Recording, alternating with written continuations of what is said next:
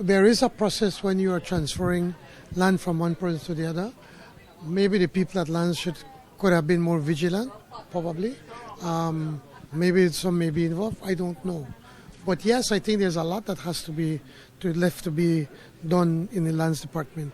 There are a number of things that we want to put into place. First of all, the DPM has given me a copy of the proposed legislation for real estate agents to regulate that industry. It is something that I started working. I had it pretty much ready when I resigned back then in 2007, but it seems that the previous government had no interest in working on that. Our DPM obviously got carried away, well, I shouldn't say got carried away, was tied up with all of these land clinics that he continues to do, and then and now that he finally have this bill ready to take to cabinet and then to the National Assembly, well, the elections came upon us. In his mind, the timeline I think he was working was November 2025.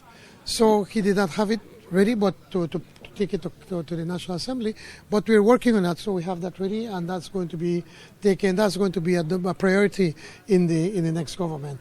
Secondly, we're looking at digitizing the land registry and the titles unit, because once we can digitize that, it slows down. It makes it the issue of fraudulent transaction makes it more difficult, because then there is a digital imprint of what is happening, and so we want to do that, not only to prevent fraud but also to provide a more effective and efficient service for the private sector.